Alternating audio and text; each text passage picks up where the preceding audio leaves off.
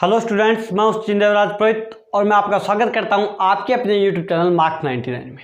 तो अब तक आपने क्या पढ़ लिया? अपने पढ़ रहे थे 15 नंबर चैप्टर, उसका क्या नाम है? वृत्त की परिधि एवं क्षेत्रफल। यही पढ़ रहे थे ना? क्षेत्रफल यही पढ़ रहे थे, ठीक है। इसमें अपने एक वृत्त बनाया था, उसकी परिधि ज्ञात की थी, उसका क्षेत्रफल ज्ञात किया था, बताया था 2πr क्या होता है, परिधि होती है, अंदर वाला πr² क्या होता है, क्षेत्रफल होता है। जो सेंटर से आधी जो दूरी होती है वो त्रिज्या होती है, और जो सेंटर से पूरी दूरी होती है वो क्या होती है? व्यास होती है। व्यास को d से लिखा था, त्रिज्या को r से लिखा था, और ये अपने ज्ञात किया था और कुछ क्वेश्चन भी किए थे, ठीक है। तो आइए बात करते हैं आगे की क्वेश्चनों की।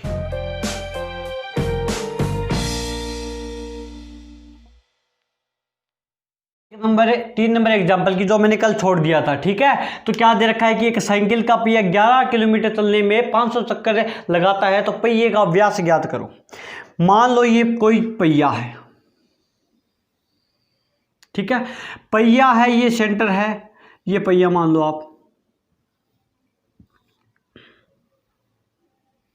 ठीक है, ये पहिया है, और ये पहिया 11 किलोमीटर चल रहा है, ऐसे घूमते घूमते घूमते चल रहा है, और 500 चक्कर पूरे लगा रहा है। कितने चक्कर लगा रहा है? 500 चक्कर लगा रहा है। तो अगर मैं एक पहिया मान लो यहाँ से स्टार्ट होता है, वापस घूम के यहाँ पे वापस आ जाएगा, तो क्या आ जाएगी? परिधि आ जाएगी कि नहीं आ जाएगी? क्या आएगी? परिधि आएगी। क्यों? मैंने बताया था अगर यहाँ से पहिया चलना स्टार्ट होता है और घूम के वापस यहीं पे आता है, तो एक पूरा चक्कर लगाने में जो दूरी तय करता है वो क्या होती है? परिधि होती है। तो अगर मैं एक चक्कर निकाल लूँ तो वो परिधि के बराबर हो जाएगी कि नहीं हो जाएगी? तो मैंने क्या कहा कि पहिए को एक चक्कर लगाने में तय दूरी, मैंने कहा एक पूरा चक्कर यहाँ से घूम के जाएगा और वापस घूम के यहाँ पे आ जाएगा, तो एक चक्कर, तो मैंने कहा एक चक्कर लगाएगा तो उसकी परिधि के बराबर हो जाएगा। या परिधि लिख दूं क्या? तो परिधि क्या होगी कि चक्रों की संख्या तय दूरी, क्या? तय दूरी बटे चक्रों की संख्या। मैंने कहा ये क्यों लिखा सर? ये इसका फॉर्मूला मैंने इसलिए लिखा क्योंकि एक चक्कर में ये मान लो कि 10 मीटर चलता है, ठीक है, तो 20 चक्कर पूरे करेगा तो 20 से गुणा कर दूं यानी 200 मीटर चलेगा सर, ठीक है। तो मैंने कहा एक चक्कर आपको निकालना होगा तो सर आपने 20 का ये जो भाग दिया था वापस भाग दे दो तो 10 आ जाएगा। तो मैंने यही किया कि टोटल दूरी थी उसमें 10 चक्कर थे, 20 चक्कर थे, ये 20 चक्कर का भाग लगाया तो मेरे एक चक्कर आ गया, 10 आ गया। तो मैं यही कर रहा हूँ, तय दूरी, जितनी दूरी तय की थी बटे चक्करों की संख्या। तो दूरी कितनी तय की? 11 किलोमीटर। कितनी की? 11 किलोमीटर की बटे चक्करों की संख्या। चक्करों की संख्या है 500, तो मैंने लिख दिया 500। ये इसकी क्या हो गई? परिधि हो गई सर। लेकिन किलोमीटर में आप न लिख के इसको सेंटीमीटर में बदलो। अगर 1000 से गुणा करेंगे तो किस में बदल जाएगा? मीटर में बदल जाएगा। सेंटीमीटर में बदलने के लिए किससे गुणा? 100 से गुणा करेंगे। तो सर ये चक्कर कितने थे? 5000 थे, तो यहाँ पे 5000 कर दो। 5000 एक जीरो और कैंसिल आउट हो जाएगा, यानी कितना आ गया? 220 आ गया। तो परिधि आ गई, वो कितनी आ गई सर? मैंने कहा 220 आ गई। परिधि आ गई तो मैं r का मान ज्ञात कर सकता हूं ना। तो आप परिधि का फॉर्मूला होता है 2πr। 2πr बराबर सर 220 है। तो क्या करेंगे कि 2 गुणा पाई का मान 22/7 इंटू आर बराबर 220। बोलो समझ में आया? पाई का मान रखा है, उस कुछ भी नहीं किया। यहाँ से अपने आर का मान निकाल रहे हैं, ठीक है। तो 2 गुणा 22 गुणा आर बराबर 220 गुणा 7। क्यों सर? पक्षांतरण नियम से अगर कोई संख्या भाग में है तो बराबर से इधर जाके किस में हो जाएगी? गुणा में हो जाएगी। मैंने क्या कर दिया? गुणा में कर दिया। अपने को तो आर का मान चाहिए सर।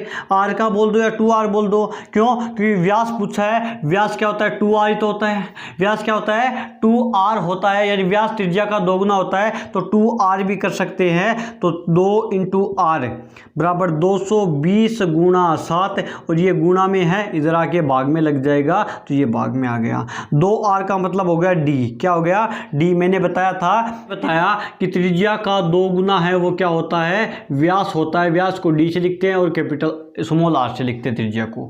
तो 2r की जगह मैंने d लिख दिया, और ये 10 बार गया, 10 को 7 से गुणा करेंगे कितना आएगा, 70 सेंटीमीटर आएगा।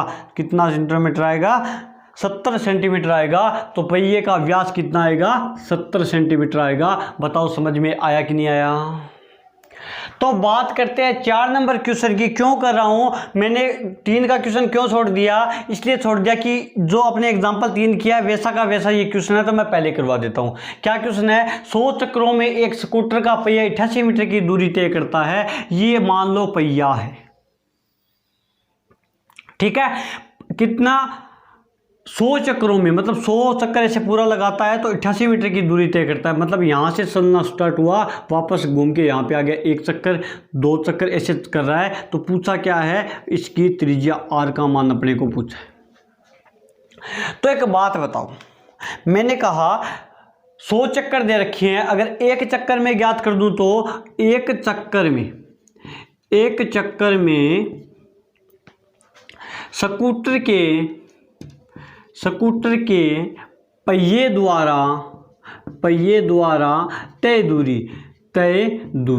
तो स्कूटर का एक पहिया मान लो यहाँ से चलना स्टार्ट हुआ, वापस घूम के यहीं पे आ गया, तो क्या परिधि हुई कि नहीं हुई, हो गई। तो इसके बराबर मैं परिधि मान लूँ क्या, तो इसके बराबर मैंने क्या मान लिया, परिधि होगी। एक चक्कर लगाएंगे तो मैंने बताया कि परिधि बराबर एक चक्कर लगाने में कुल दूरी वो होगी तय दूरी बटे चक्करों की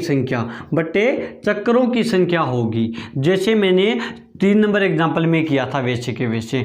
तो परिधि 2πr होता है, मैं 2πr लिख रहा हूँ। तय दूरी कितनी है सर, 88 मीटर है, तो मैंने 88 मीटर कर दिया, बटे चक्कर कितने हैं, चक्करों की संख्या है 100, तो मैंने 100 कर दिया। बताओ समझ में आया। सर ये तो मीटर है, सेंटीमीटर में उत्तर आ रहा है, तो अपने क्या करना पड़ेगा, 100 से गुणा करना पड़ेगा, ठीक है। तो ये क्या हो गया, अब सेंटीमीटर में हो गया। तो सर 0 से 2 0 कैंसिल आउट, तो 2πr का मान आया सर, वो आया 88। तो मैंने कहा 2 गुणा r का मान चाहिए अपने को, किसका मान चाहिए, r का मान चाहिए। तो 2 गुणा पाई का मान 22/7 इंटू r बराबर 88। बोलो समझ में आया। तो मैंने क्या किया, 2 गुणा 22 गुणा r बराबर 88 गुणा 7। क्यों सर, मैंने कहा ये 7 भाग में था, बराबर से इधर जाके गुणा में हो जाएगा पक्षांतरण नियम से। तो 2 44 छोड़ो, r बराबर आ गया 88 × 7 बटे 22 को 2 से गुणा करेंगे, 2 गुणा 22 में यहाँ पे लिख रहा हूँ नीचे, क्यों, ये गुणा में था सर, तो इधर जाके भाग में 22 चौकू 88, 4 बार गया, 2 एकम 2, 2 दूनी 4। तो r का मान आया वो 14 आ गया। 14 क्या आया, यहाँ पे सेंटीमीटर था सर, तो यहाँ पे भी क्या आएगा, सेंटीमीटर या सेमी आएगा। बताओ समझ में आया कि नहीं आया। बात करते हैं 3 नंबर क्वेश्चन की। क्या दे रखा है कि एक अर्धवर्ताकार प्लॉट है, ठीक है, मतलब वर्ताकार न होके अर्धवर्ताकार है, वो भी कैसे भाई, ऐसे, ठीक है। पूरा वर्त नहीं है, पूरा होता तो ऐसे पूरा होता ना। अर्धवर्ताकार प्लॉट है। अर्धवर्ताकार प्लॉट की त्रिज्या दे रखी है, यानी जो यहाँ से लेके आधी ये दे रखी है। ये कितनी दे रखी है, 21 मीटर 21 सेमी दे रखी है। कितनी दे रखी है भाई, 21 सेमी दे रखी है। परिमाप व क्षेत्रफल ज्ञात करना है। क्या पूछा है, परिमाप व क्षेत्रफल ज्ञात करना है। तो मैंने कहा 1 नंबर पर क्या करना है, परिमाप बोले तो परिधि, तो अर्धवृत्ताकार प्लॉट की परिधि, ठीक है। परिधि सर मैं पूरा बनाऊं, ये अगर मेरे को पूरा घूमना पड़े तो यहाँ पे 2πr होती है ना, अगर मैं पूरा यहाँ से लेके यहाँ से चलना स्टार्ट करूँ, वापस घूम के यहाँ पे आऊँ, तो ये दूरी 2πr होती है ना। लेकिन आधे की बात कर दी, यानी मेरे को यहाँ से जाना है और यहाँ तक ही जाना है और आना है, तो इसकी परिधि, इसकी आधी करूँ यानी 2 का भाग लगा दूँ तो πr हुई कि नहीं हुई ये बताओ। मैं लिख दिया πr। सर πr तो हो गया, लेकिन मैं यहाँ से जाऊँगा, यहाँ से वापस मुड़ के थोड़ी आना पड़ेगा, यहाँ से ऐसे घूम के आना पड़ेगा, क्योंकि ऊपर वाला तो है ही नहीं, यही तो है टोटल। मैं यहाँ से इधर गया तो पूरा चक्कर कहाँ हुआ है सर? पूरा चक्कर तो मैं वापस यहाँ पे आऊँगा तब होगा। तो मैंने कहा यहाँ से जाओ और ऐसे घूम के वापस आ जाओ, ये रास्ता है। तो आपने क्या कहा सर? जो ये है ना, जो πr तो आपने बता दी, प्लस में ये वृत्त का व्यास है। क्या है? व्यास है। और व्यास को अपने d से लिखते हैं, तो सर d ये भी दूरी तय की है, तो प्लस d और जोड़ो इसके अंदर। समझ में आया? ये भी दूरी अपने को जोड़नी पड़ेगी। ये पूरी 21 है, ये आधी 21 है, तो पूरी कितनी होगी? 21 दूनी 42 सेंटीमीटर होगी। बताओ समझ में आया कि नहीं आया? आ गया। तो अर्धवर्ताकार प्लेट है, उसकी जो परिधि है वो निकाल रहे हैं 22/7। पाई का मान कितना है? 22/7 है। और आर का मान कितना है? 21 है। प्लस में डी का मान सर है, मैंने कहा डी का मान 42 है। डी यानी व्यास होता है, और व्यास होता है 2 गुणा त्रिज्या। 2 गुणा त्रिज्या होता है, तो डी बराबर हो गया 2 गुणा त्रिज्या यानी 21, तो डी बराबर हो गया 21 दूनी 42, तो 42 सेंटीमीटर हो गया। तो मैं यहाँ पे प्लस 42 लिख रहा हूँ। बताओ समझ में आएगा? अब क्या करें सर? इतना गुना में है, आगे प्लस है तो काट दो भाई। 7 तियाँ 21, 22 तियाँ 66, कितना? 66 प्लस 42, 66 प्लस 42 हो गया, तो ये आ गया 108 सेंटीमीटर। कितना आएगा? 108 सेंटीमीटर आएगा। बताओ समझ में आया कि नहीं आया? अब बात करते हैं 2 नंबर पे। इसका तो 108 सेंटीमीटर आ गया। अब बात करते हैं 2 नंबर की, वो होता है अर्धवृत्ताकार प्लेट का क्षेत्रफल। अर्धवृत्ताकार प्लेट का क्षेत्रफल। तो सर क्या होगा? मैंने कहा ये पूरा है, पूरा तो πr² है। पूरे की बात करें तो πr² होता है सर, लेकिन ये 2 भागों में डिवाइड हो गया, तो 2 का भाग लगा दीजिए, यानी आधा कर लीजिए। किसी का भी आधा, जैसे अपने 10 का आधा करना है तो 10 में 2 का भाग लगाएंगे तभी तो 5 आएगा। तो मैंने πr²/2 कर दिया। क्यों सर? क्योंकि मैंने आधा कर दिया। तो 22/7 का 22/7, पाई का मान 22/7, आर का मान सर 21 दे रखा है, 21 गुणा 21 और बटे ये 2 और लगाओ भाई। आया समझ में? तो काट दो भाई 11, इसको काटो 3 बार जाएगा, 11 या 33 को 21 से गुणा करेंगे तो आएगा 21 63 और 6, फिर कितने बच गए? 21 63 और 6 कितने हो गए भाई? 63 और 6 69, तो 693 क्या आएगा? इस वृत्त का क्षेत्रफल क्या आएगा? 693 सेंटीमीटर की स्क्वायर या वर्ग सेंटीमीटर आएगा। बताओ समझ में आया कि नहीं आया? एक वृत्त की परिधि व वर्ग का परिमाप बराबर है। मतलब क्या दे रखा है? एक कंडीशन दे रखी है, वो दे रखी है वृत्त की परिधि बराबर है किसके? वर्ग के परिमाप के, वर्ग के परिमाप के। ठीक है। और वर्ग का क्षेत्रफल दे रखा है, वर्ग का क्षेत्रफल दे रखा है, वर्ग का क्षेत्रफल दे रखा है, वो कितना दे रखा है? 484 वर्ग मीटर। पूछा है वृत्त का क्षेत्रफल क्या होगा? पूछा क्या है? वृत्त का क्षेत्रफल क्या होगा? ये इतनी चीज अपने को दे रखी है, तो करे क्या सर? पहले तो पता होना चाहिए कि वर्ग का क्षेत्रफल, वर्ग का परिमाप क्या होता है। तो वर्ग का जो परिमाप होता है वो होता है 4 गुणा भुजा, और जो वर्ग का क्षेत्रफल होता है वो होता है भुजा गुणा भुजा, यानी भुजा की स्क्वायर।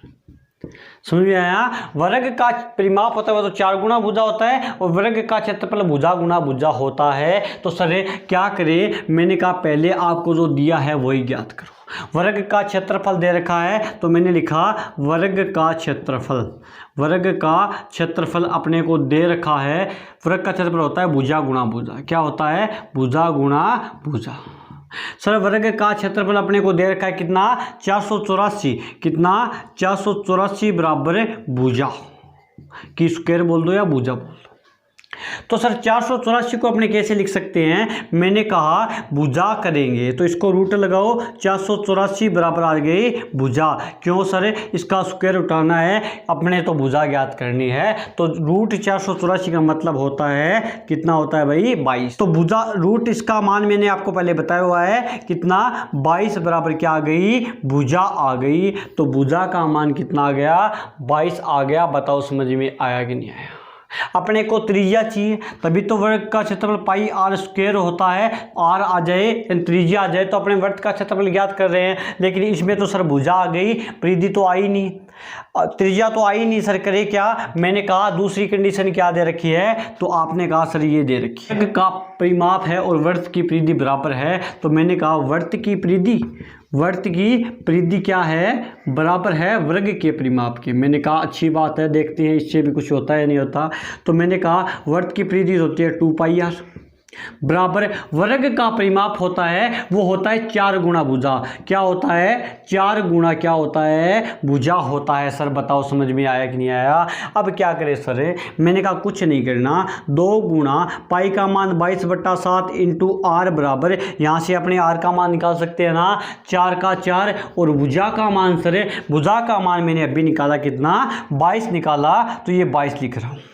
ठीक है, तो आर बराबर सर 4 गुणा 22 बटे गुणा 7, ठीक है, और ये 2 गुणा 22 लगा रहा हूँ बटे में। क्यों सर, ये सर इसके गुणा में था तो ये इधर भाग में लग गया, ये भाग में था तो इधर जाके गुणा में लग गया। बताओ कोई दिक्कत है क्या। 22 से 22 कैंसिल आउट, 2 एकम 2 और 2 दूनी 4, 2 से कैंसिल आउट। आर बराबर आ गया 7 दूने 14 आ गया। कितना आ गया, 14 आ गया। तो आर का मान सर कितना आया, 14 सेंटीमीटर आ गया।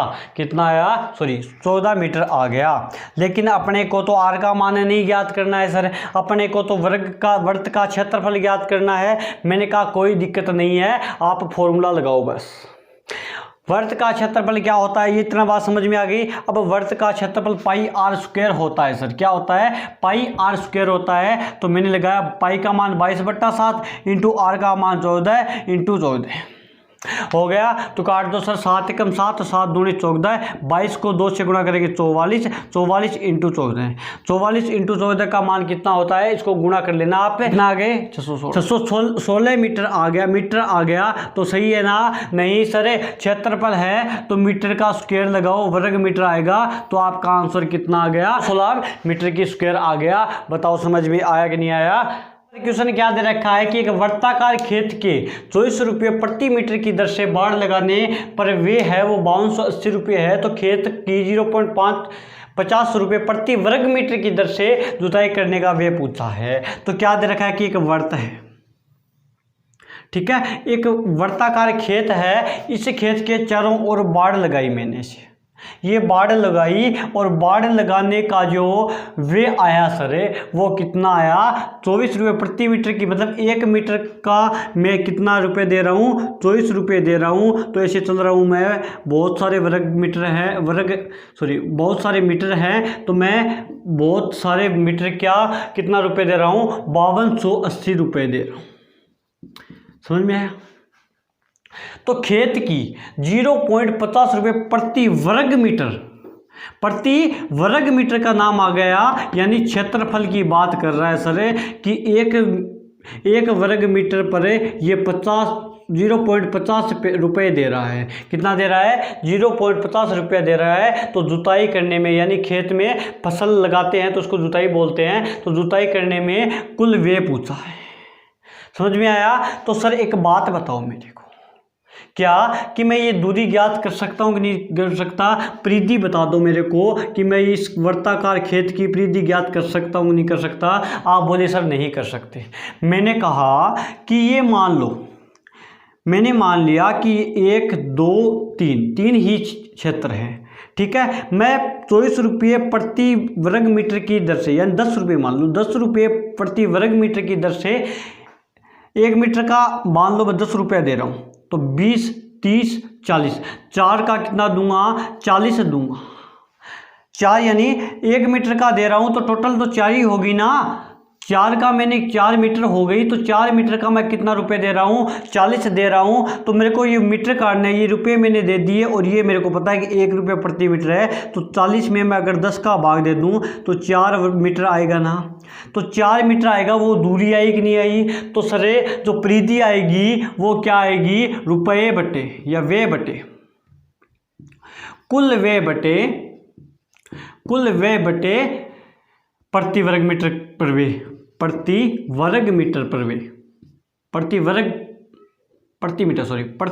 मीटर पर वे।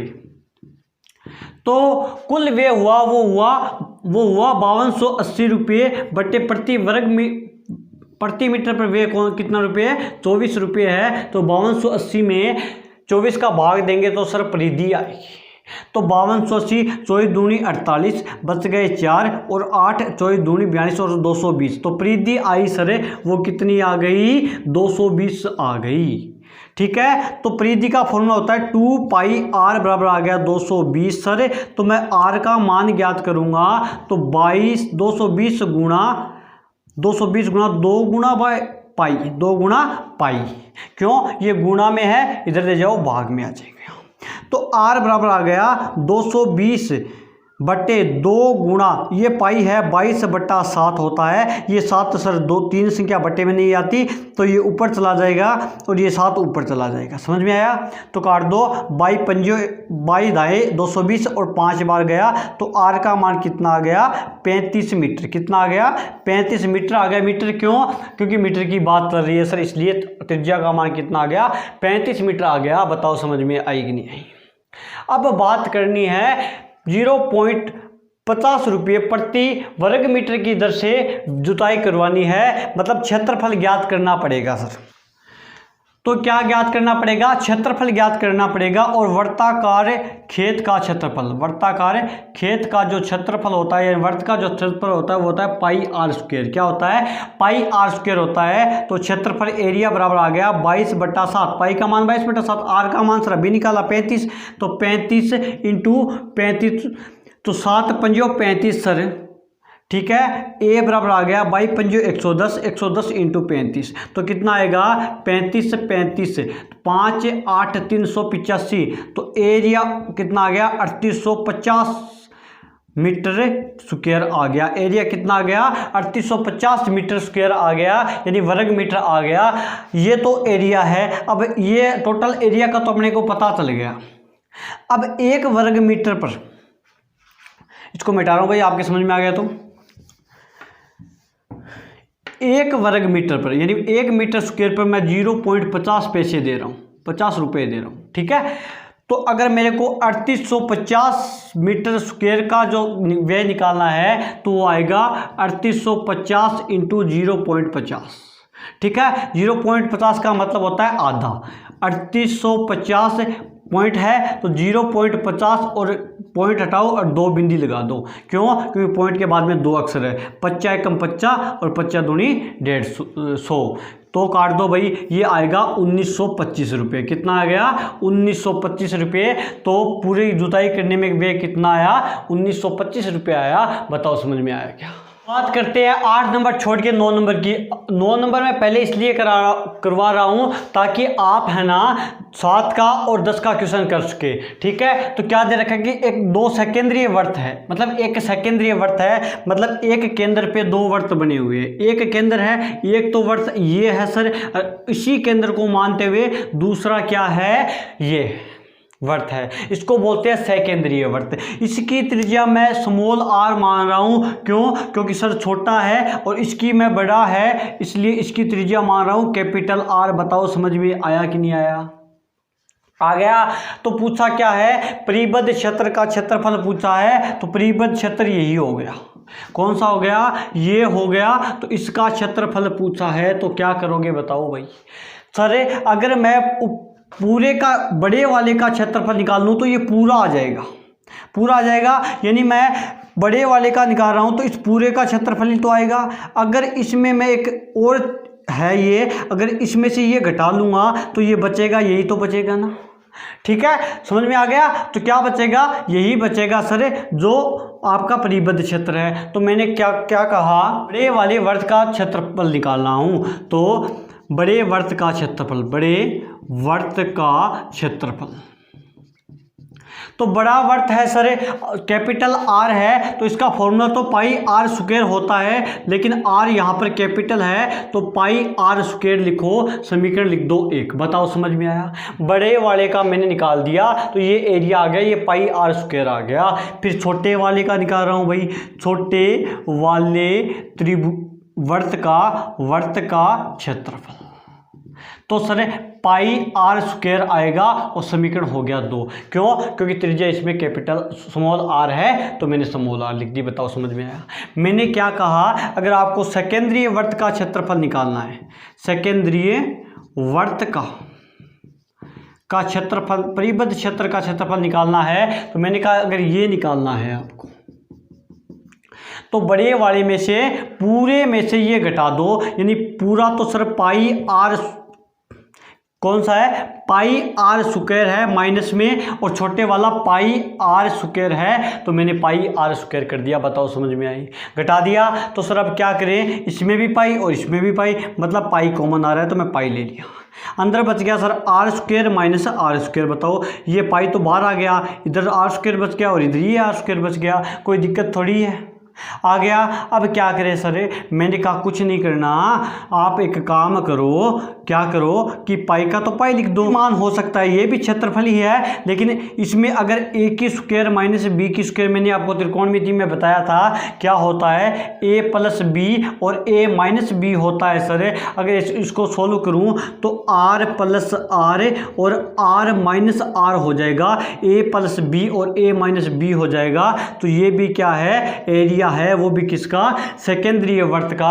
अब कहीं पर भी सेकेंद्रीय वर्त की का क्षेत्रफल आएगा, परिबद्ध क्षेत्र का क्षेत्रफल आएगा, तो मैं ये फॉर्मूला लगाऊंगा, आप याद रखना, ठीक है। तो क्वेश्चन नंबर 7 क्या दे रखा है कि एक वर्गाकार घास का मैदान है, एक वर्ताकार घास का मैदान है, यानी एक ये वर्ताकार घास का मैदान मैंने बना दिया, और इसकी त्रिज्या कितनी है, 35 मीटर है, तो मैंने लिख दी भाई 35 मीटर। बोलो समझ में आया क्या।